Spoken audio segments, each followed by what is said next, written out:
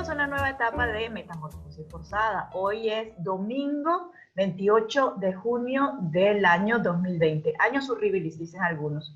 Y hemos logrado reunirnos, tengo el privilegio de reunirme con dos de mis grandes amigos, o mejor dicho, mis dos mejores amigos, Seudi Acosta, que está en Portugal, y Dante Garmique, que está en Alemania, su servidora en Estados Unidos, y entonces esta tripleta que comenzó siendo simplemente una página web para expresar nuestras ideas en relación a lo que funciona o lo que no funciona en Venezuela, se convierte ahora en una estrategia con una nueva plataforma.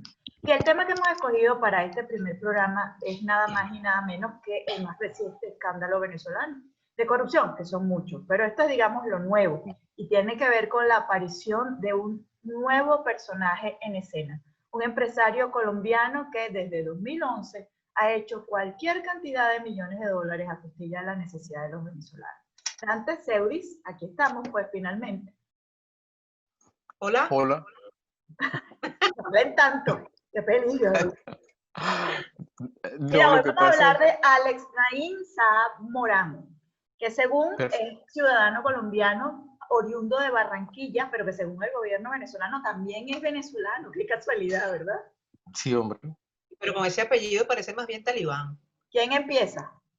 Tiene ascendencia libanesa. Sí. Ahí está, ¿viste? Pero no te metas con él, pobrecito. Esa pobre criatura lo que ha hecho es construir viviendas sociales en Venezuela desde 2011 y después ocuparse del club. Y del club, claro, ¿no? Y ahora, por supuesto, quiere rescatar todo el oro venezolano que se encuentra repartido entre Alemania, Inglaterra, entre otros bancos internacionales. También anda atrás del oro venezolano para rescatarlo, por supuesto. Yo creo que uno de los principales problemas nuestros es que nosotros siempre estamos como buscando la pajita en el ojo ajeno. No le tenemos fe a la revolución. ¿Tú le tienes fe a la revolución? Fin de mundo. Yo creo que no. Yo sé de dónde te viene eso que tú estudiaste con Delcy Rodríguez. Tú lo dijiste en tus artículos que publicaste en Metamorfosis. Todos sabemos que eres amigo de Delcy. Sí, sabemos que ínfimas. Yo no sé, pero esta situación, digo que no le tenemos fe porque todo parece que nos oliera mal, todo nos hiede.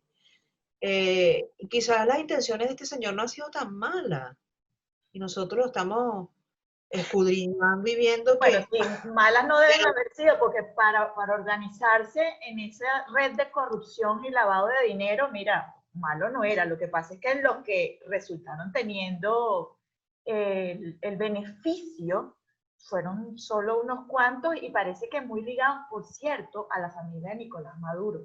Pero el chanchullo, digo, la acción de sus empresas comienzan con el gobierno de Chávez, por aquella época en la que Chávez se reunió una vez en la frontera con quien es el presidente de Colombia. Sí, con Juan Manuel.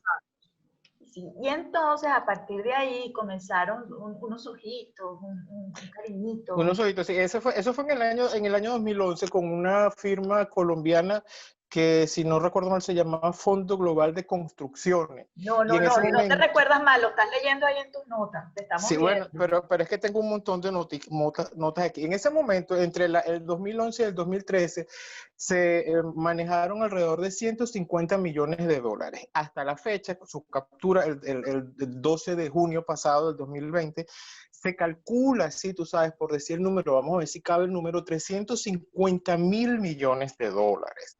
Es lo que más o menos se ha manejado, sí. Y ustedes decían algo que a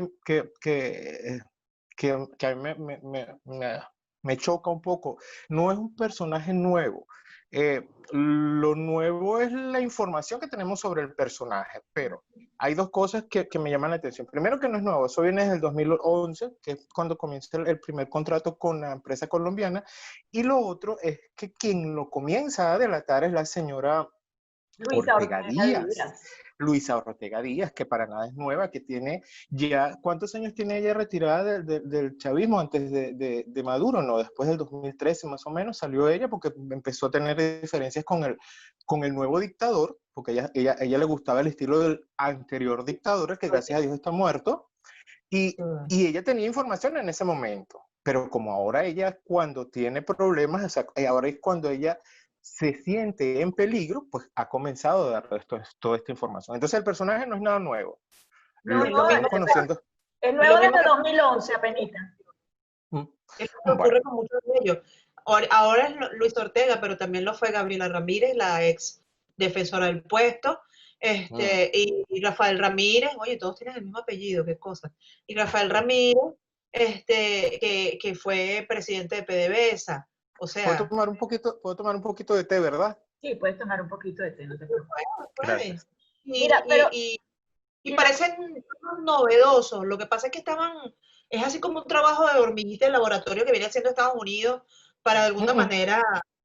Ese es otro punto bien interesante. El trabajito lo han venido haciendo periodistas venezolanos que están exiliados en Colombia a raíz de la demanda que el señor Saab le hace a estos periodistas. Hay uno específicamente de apellido Denis, hay un periodista muy joven que tiene haciéndole seguimiento a la información al caso del señor Saab. Y bueno, Sí, pero también no los Estados Unidos. incluso la Interpol ha intervenido. Claro, él tenía una orden de detención de Interpol, porque mira, el personaje es investigado nada más y nada menos, lo tengo aquí anotado, pero también tengo mis notas, por lavado de activos, concierto para delinquir, no concierto de música, sino concierto para delinquir, enriquecimiento ilícito, exportación e importación ficticia y estafa. O sea, Ya, no es el niño eso, tú. no. Eso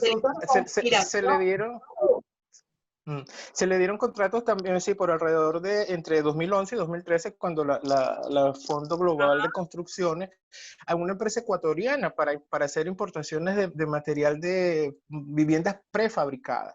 Entonces, llegó un momento que había... en Venezuela que nunca cubrieron realmente Claro, porque los materiales nunca llegaron, los materiales no llegaron.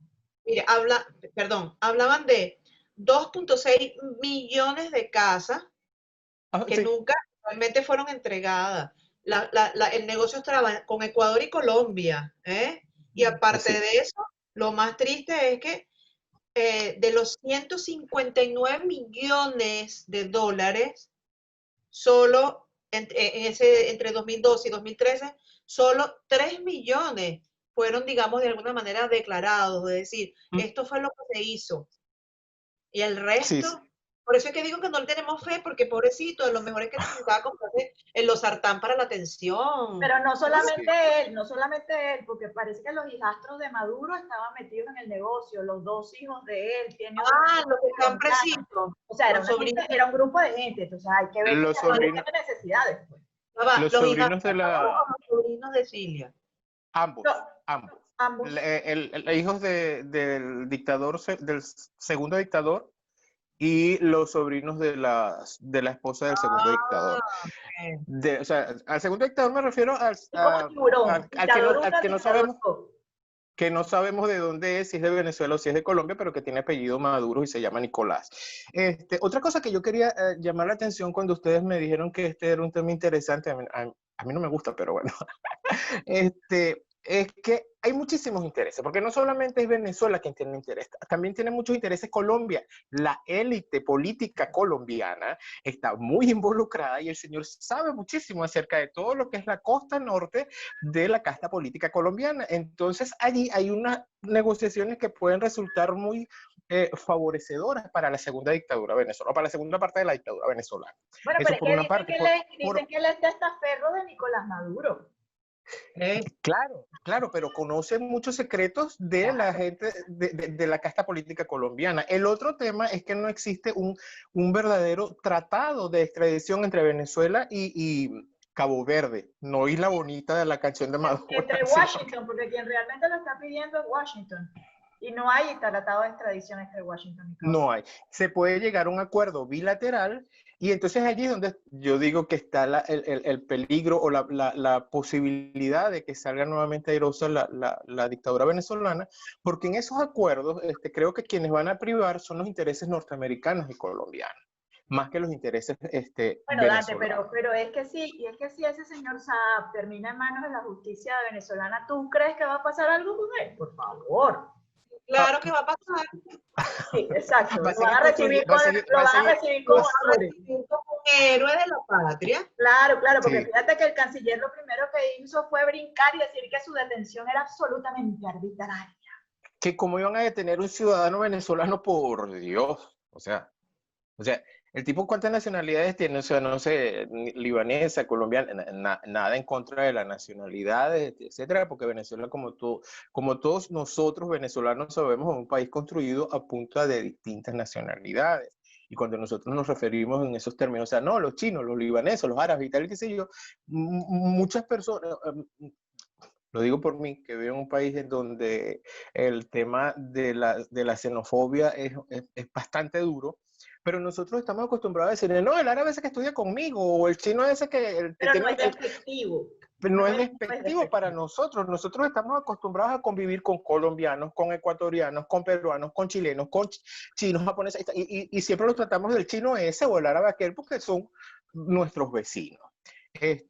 Por eso, claro, que cuando le digo lo de la nacionalidad colombiana, libanesa y ahora venezolana, según la Cancillería venezolana, pues lo hago en esos términos. Pero lo que asombra es Pero eso, además no que es hayan salido, perdón, novedoso lo y que venezolano. mandaron el equipo de defensa, lo mandó Sí, Venezuela. sí. Eso es una cosa... Como Carvajal, pues, que era, ¿te acuerdas? Una pobre víctima. Y tiene que salir Algo. todo el gobierno venezolano a defenderlo. Sí, Pero el gobierno de Estados Unidos no es el gobierno de España. O sea, el Pollo Carvajal desapareció de la faz de la tierra, gracias al gobierno de España, porque casualmente mi amiga Delcy estuvo por allá en territorio español, sí. unos breves instantes e No, pero hizo su, ella no estuvo en territorio español, ese era territorio neutral. sí, su territorio Era en el aeropuerto internacional de Barajas. Era el aeropuerto internacional de Barajas, De ya Barajas. estaba. Sí, Barajas. Así, sí, entonces tú sabes, pero eso es un... la naturaleza no podía ser tan mala, o sea, porque ella es fea, pero tiene una virtud, vuela. Sí. Sí, sí. Como toda buena bruja, pues. Eso te iba a decir, con esto, ¿cómo Este, se llegó a lo que habría que preguntarse? Y esa reunión que hubo, eso tiene una explicación, sí, porque claro, Seudi, pero perdón, porque es que Venezuela, los Estados Unidos no es España, o España no es los Estados Unidos, pero el asunto es que a mí realmente poco me importa cómo sea España, cómo sea, y con el perdón, o sea, no.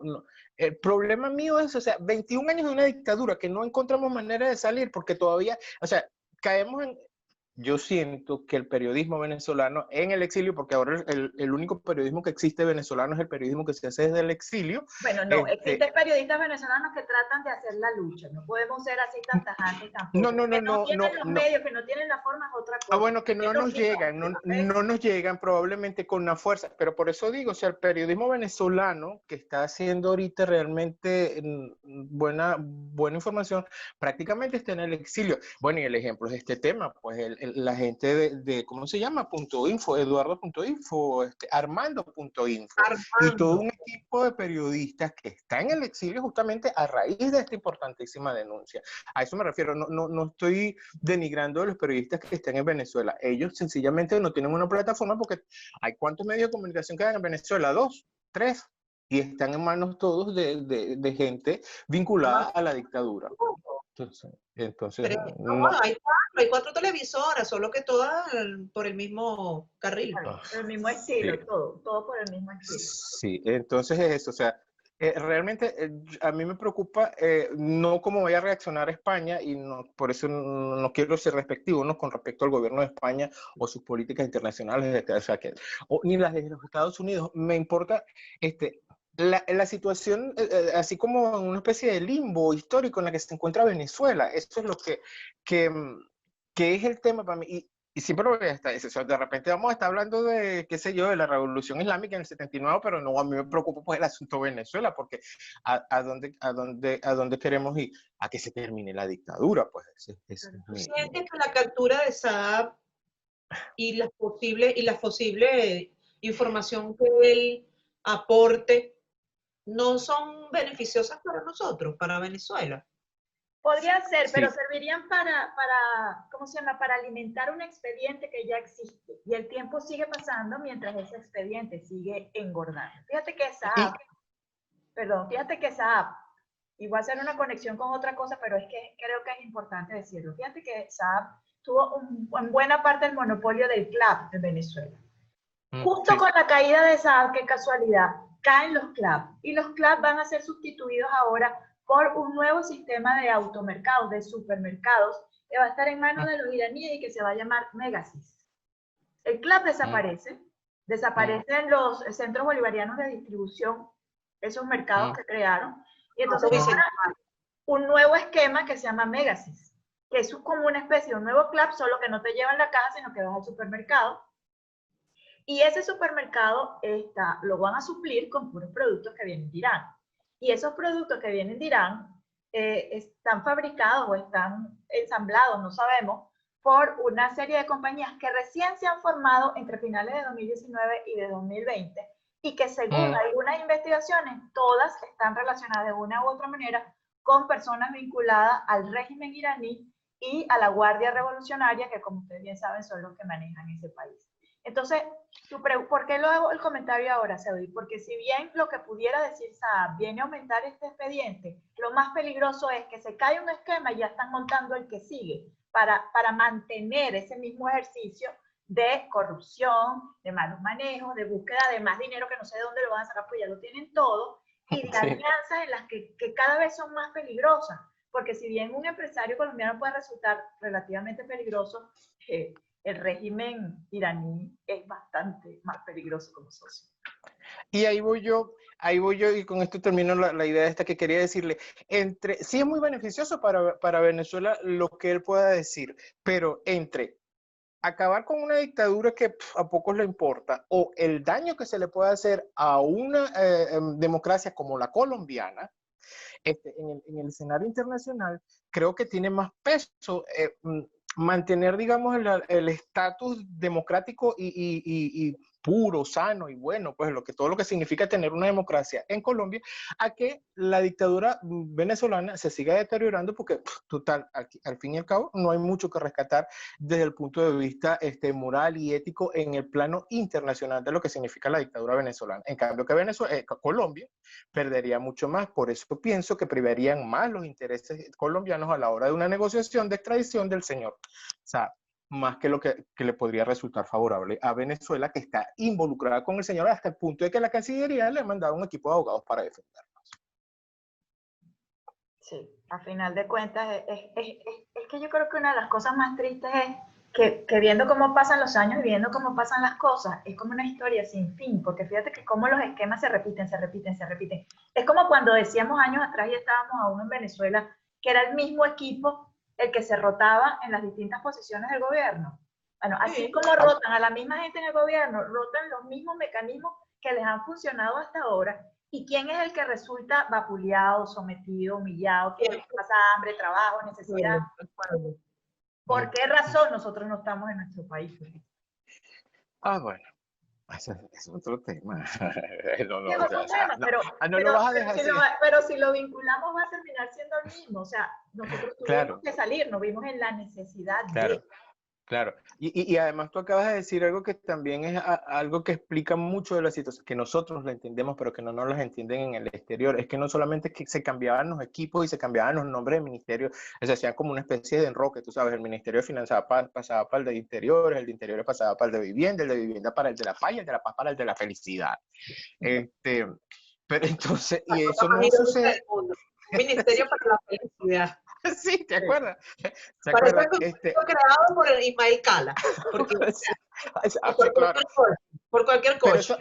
Pero no solamente eso sucedía con los funcionarios de la dictadura de Chávez y de la dictadura de Maduro, sino que también eso sucede con toda la dirigencia política venezolana que existe actualmente y que se supone que es la que está interesada en salir de la dictadura, pero que lo que son es pura rotación. Incluso las caras nuevas, yo no quiero decir, me voy a morder la lengua para no decir nombre de dirigentes nuevos, pero que cuando tú los escuchas, cuando los ves actuar, porque ustedes me censuraron antes de comenzar a grabar,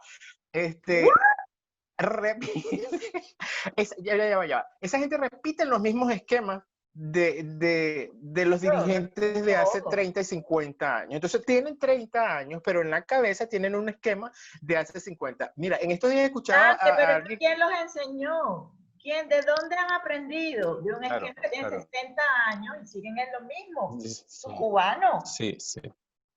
Entonces, Bueno. obviamente, en el año 2027, bueno, ese dice pasado mañana, en el año 2047 seguirán pensando igual porque eso es lo que tienen en el chip. ¿Qué te pasa, Seudis? ¿De qué te ríes ahora? De que yo dije 2027 y eso era pasado mañana. Lo que pasa es que yo siempre me acuerdo cuando yo era chiquita pensaba, en el 2000 tendré 32 años. Wow. No, ya va, ya va. Vamos a hacer una lista con los temas que van saliendo en cada una de las conversaciones y que no podemos dejar pasar por alto, porque ese asunto de la dirigencia política a mí me parece de verdad muy, muy serio, muy importante para lo que está sucediendo en Venezuela, que no lo entiende la gente del exterior, pero que nosotros sabemos que, bueno, por nombrar dos partidos políticos que supuestamente salieron de ahora, de hace menos de 20 años para acá, Voluntad Popular, Vente Venezuela y Primero Justicia, tienen unos esquemas de actuación todavía que se parecen a los inicios de Acción Democrática hace 70 años atrás, por Dios. Entonces, ¿dónde está la renovación de la dirigencia? Y no solamente la renovación de la dirigencia, la renovación de las ideas. La renovación de las ideas, que es lo que preocupa. Todavía la mayor propuesta que yo he visto en estos 20 años de la dirigencia actual, Acción Democrática, COPEI y más, junto con ¿cómo se llama? Primero Justicia, Vente Venezuela y toda esta gente, es elecciones, elecciones. Elecciones y de ahí no lo saca nadie. O sea, por Dios, Venezuela no está en una situación para unas elecciones. No, y además elecciones con este nuevo CNE, tan lindo que les quedó. No, un nuevo CNE. También seleccionado, una cosa, o sea, un aval de democracia como no se ve desde hace tiempo. Y con unas leyes electorales que hace 30 años estaban más o menos vencidas y ahora les hicieron unos arreglos para lograr sacar a las minorías que de alguna manera tenían representación proporcional con el sistema de, ¿cómo se llama?, de asignación DONT, que era el que tenía la ley anterior. Y eso se ha permitido, lo ha permitido esta dirigencia. ¿Por qué? Por un asunto... Y no me dejen por fuera los ajustes territoriales para garantizar unas mayorías en determinadas... A eso me estoy refiriendo. Que ese es un sistema que es una fórmula que es válida en muchos sistemas parlamentarios por la cuestión de la repartición de la votación, porque ellos no tienen, como tenemos en Venezuela, una votación directa del ciudadano, sino que ellos le dan la responsabilidad a unos clubes, a elecciones de segundo grado, pero eso se hizo en Venezuela y toda la dirigencia actual lo avaló por un tema de subsistencia política, de supervivencia política, porque de lo contrario iban a salir expulsados de las tarjetas electorales y entonces, bueno, eso es un tema también que forma parte. Que partiendo de un tema nosotros nos dispersemos porque parece que todo como que tiene una estrecha relación. Y fíjate tú que a partir de lo que tú estás comentando... Tú eres así de dispersa, Seudi. Bueno, sí. A partir de lo que tú estás comentando... ¿Cuál título? ¿Cuál título? No, de todas las cosas que tú tienes, pero de lo que acabas de decir sobre el problema de las elecciones y de los partidos políticos que no se renovan y todo eso. Yo no sé por qué yo tengo la impresión, porque además yo escribí un artículo sobre este rollo de las elecciones mucho antes de que se concretara, digamos, de forma más fuerte toda lo de la directiva y todo aquello. Porque yo tengo la impresión de que ante el monstruoso, porque no, yo creo que no hay otro calificativo, estatus del coronavirus en Venezuela, que es un tema de que prácticamente se habla, pero a partir de, y fundamentado en puras mentiras, siempre buscan estas cortinas de humo, estos temas para que haya la gente voltee hacia otros temas, hacia otros escenarios, y yo siento que es mucho de eso también.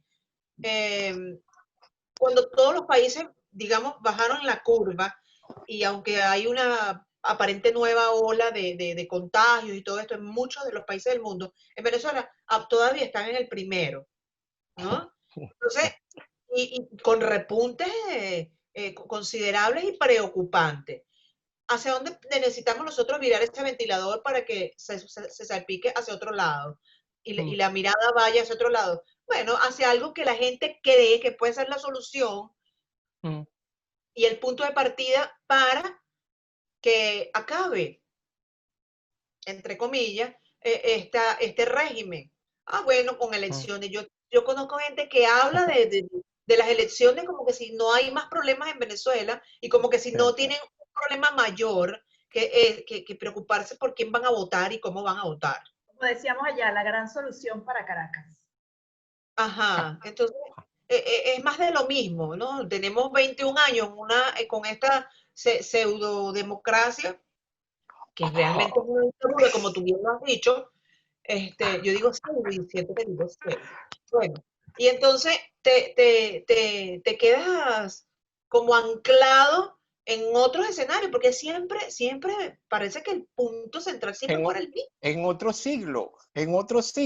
Yo siento que la dirigencia venezolana está anclada en el siglo pasado, realmente. O sea, yo lo que no lo... O sea, estoy segurísimo. Lo que yo no logro todavía entender si es por decisión propia o por pura ignorancia. O sea, nos quedan 2 minutos. Demasiados intereses. Mira, eso es un tema en tela para cortar. Bueno, por eso es que esto lo vamos a hacer, por eso es que nos vamos a reunir todas. Pero yo no tengo tijera. Estoy hablando en serio. Te abres un huequito y ya las materias. No, por eso es que nos tenemos que reunir todas las semanas para conversar, porque es que además siempre hay algo nuevo. Es más de lo mismo, pero es otra perspectiva. Y entonces, nosotros no solamente nos ayudamos nosotros conversando, sino que también, ojalá que la gente que nos escucha hablar, no sé, asuma una posición, reflexione, porque a lo mejor ver las cosas desde la perspectiva de otra persona ayuda a otros a entender lo que está pasando y a comprender a qué debemos darle valor y a qué no debemos darle valor. Creo que nosotros tres estamos de acuerdo en que, por ejemplo, este no es momento de hablar de elecciones como una solución para la situación de Venezuela. Y eso a quien tenemos que explicárselo, Belén, y eso a quien tendríamos que explicárselo es a una generación que ha tenido dos problemas. Primero, no ha conocido otra dirigencia más que esa dirigencia que tiene mentalidad del siglo pasado y que no ha vivido en otro sistema que no sea el sistema dictatorial de Chávez y Maduro. Y creen que esa es la única forma de existir. O sea, por ejemplo, hay una juventud que no sabe que viajar una vez al año con el fruto de tu trabajo es una posibilidad que existe en la mayoría de los países alrededor del mundo y que en Venezuela tú tienes que ahorrar durante 3 meses para comprarte 2 kilos de carne. Entonces, hay gente que no sabe eso. Venezuela está costando $283 y ese es el equivalente a 138 salarios mínimos. Okay. O sea, yo creo que una bofetada más grande que esa para dibujar lo que es la realidad del país no hay. Y que haya gente joven que crea que esa es la única forma posible de vivir. Eso a mí me da dolor, o sea, porque mal que bien nosotros vivimos una juventud chévere, que es una cosa muy venezolana, muy chévere. Chévere.